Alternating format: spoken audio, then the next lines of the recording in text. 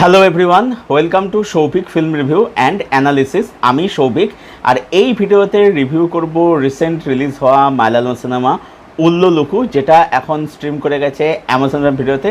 এই ছবিটা হিন্দি ডাবিংয়ে প্রাইমে স্ট্রিম হয়নি, তো তোমাকে ছবিটা দেখতে গেলে দেখতে হয় মালায়ালাম ভাষায় উইথ ইংলিশ সাবটাইটেল। তো ছবিটা হলো কেমন জানবো আজকের ভিডিওতে, সো লেটস স্টার্ট। তো এই ছবিটা হচ্ছে একটা ফ্যামিলি ড্রামা জনরার কাজ, যেখানে আমরা দেখতে পাচ্ছি যে এখানে ফিচার করছে হচ্ছে পার্বতী ত্রিবর্ত আর হচ্ছে উর্বশী। তো এটা যদি গল্পটা যদি ছোট্ট করে বলি, তাহলে এটা হচ্ছে যে দুটো পরিবারের মধ্যে কিছু মানুষের কিছু ভুল সিদ্ধান্তের ফলে দুটো মানুষ, একটা হচ্ছে পার্বতী আর হচ্ছে উর্বশী, তারা হচ্ছে এখানে শাশুড়ির বৌমা, পার্বতী এখানে বৌমা আর উর্বশী এখানে শাশুড়ি।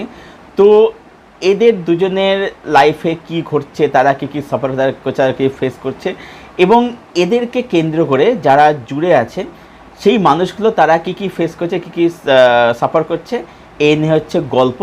এবারে এর থেকে বেশি কিছু জানতে গেলে তুমি প্রাইম ভিডিওতে গিয়ে 2 ঘন্টার থেকে খুব সামান্য কিছু বিশেষ ছবিটা অবশ্যই দেখে ফেলো। এবারে পজিটিভ দিক নেগেটিভ দিক, আমার কাছে এই ছবিটার জন্য নেগেটিভ দিক একেবারেই নেই, তাই শুধুমাত্র পজিটিভ দিক নিয়ে এই ভিডিওতে আজকে আলোচনা হবে। প্রথম হচ্ছে যে এই ছবির রাইটিং। এই ছবিটা হচ্ছে একটা পিওর ড্রামা। এই ছবিটা দেখতে গেলে তোমাকে প্রপার ড্রামা দেখার অভ্যাস থাকতে হবে। এখানে ক্যারেক্টার রাইটিংগুলো ভীষণ ভালোভাবে যত্ন নিয়ে করা হয়েছে। এখানে প্রতিটা চরিত্রের মধ্যে তারা যে একটা যে ভুল সিদ্ধান্ত নিয়েছে, তাদের মধ্যে যে গিল্ট বা তাদের মধ্যে যে কি চলছে, তাদের মনে কি চলছে, তাদের মানে যে সাইকোলজিক্যাল স্পেসটা, সেটাকে পরিচালক খুব সেন্সিটিভভাবে খুব যত্ন নিয়ে হ্যান্ডেল করেছে।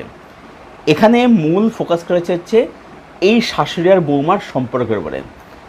এবারে শাশুড়ি বৌমার সম্পর্ক বলতে আমরা সবার প্রথমেই মনে করে থাকি যে মানে শাশুড়ি বৌমার পেছনে কাঠি করবে, বৌমা শাশুড়ি পেছনে কাঠি করবে, যেটা অ্যাকচুয়ালি আমাদের এখানে সিরিয়াল বা হইচই যে ওয়েব সিরিয়াল যেগুলো হয়, যেগুলো সিরিজ নেই, যেগুলো ওয়েব সিরিয়াল বা যেগুলোকে আর কি, সেগুলো যেভাবে দেখানো হয়ে থাকে, তাতে আমাদের ধারণা যে শাশুড়ি বৌমা সম্পর্ক মানে হচ্ছে এটা এরকমই হবে। কিন্তু শাশুড়ি বৌমা সম্পর্কের মধ্যে যেটা বন্ডিং হয়, সেটা কিন্তু আমাদের এখানে এক্সপ্রেস করা হয় না।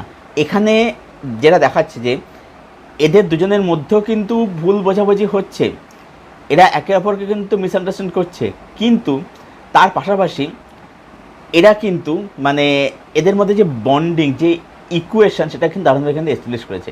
তো এখানে রাইটিং কিন্তু দারুণ, এবং এখানে এর পাশাপাশি এখানে শুধু শাশুড়ি বৌমা নয়, তারপর মেন ফোকাসটা করেছে কিন্তু অন্যান্য যে সম্পর্কের দিকগুলো, সেগুলো কিন্তু সুন্দর এখানে এস্টাবলিশ করা হয়েছে।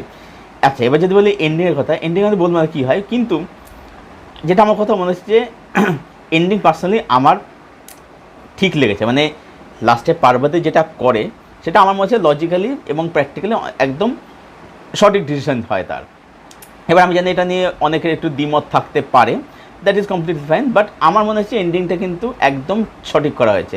মানে এই যে স্টোরিটা বা এর এই যে ক্যারেক্টারগুলো যেদিকে যাচ্ছে, যেদিকে বইছে, সেদিকে দাঁড়িয়ে কিন্তু এই এন্ডিংটা অনেক বেশি কিন্তু লজিক্যাল এন্ডিং বলে আমার কাছে অন্তত মনে হয়েছে।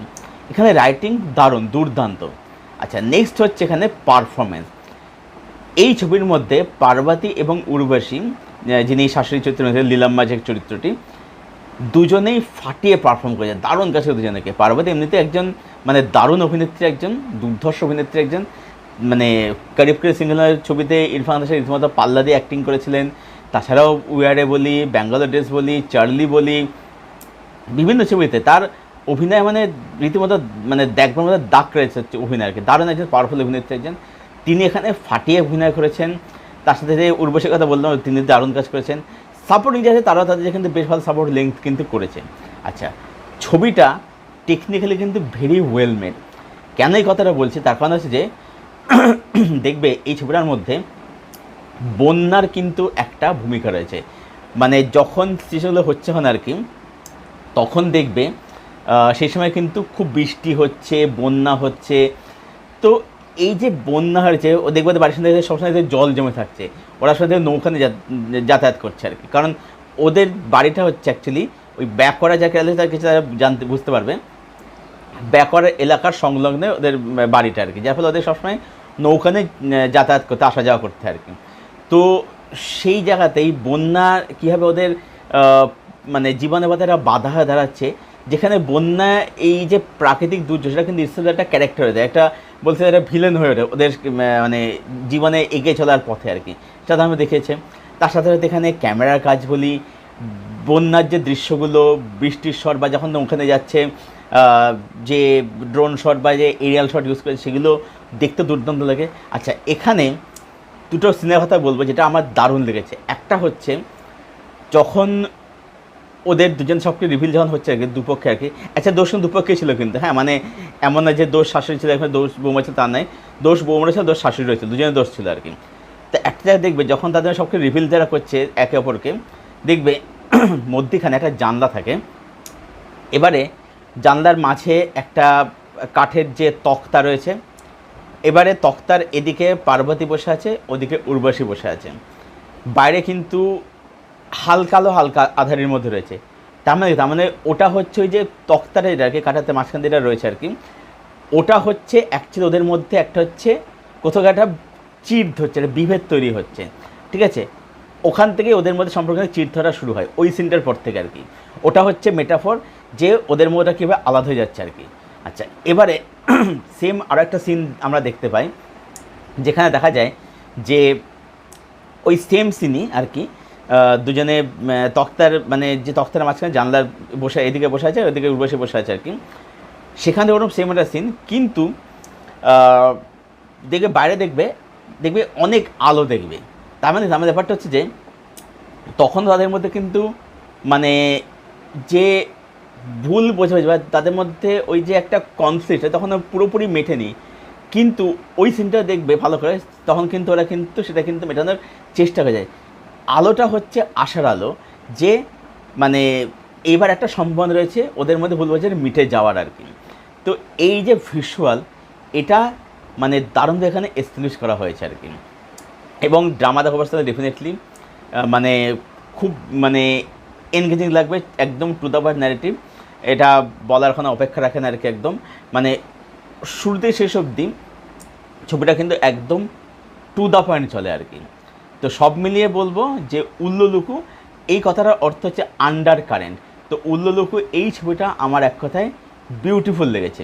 দেখো, এরকম ফ্যামিলি ড্রামা যে আমরা এর আগে কখনোই দেখিনি এমন একেবারেই বলা যায় না, বাট এর যে প্রেজেন্টেশন, এর মধ্যে শাশুড়ি বৌমার যে সম্পর্ক, যে ইকুয়েশান, বা এখানে যে ভিজুয়াল যেগুলো আমরা দেখতে পাই, যেরকম লোকেশন দেখতে পাই, সব কিছু মিলিয়ে এই ছবিটা একটা অনেক বেশি ম্যাচিওর একটা সিনেমা, অনেক ম্যাচিওর ট্রিটমেন্ট এখানে করা হয়েছে।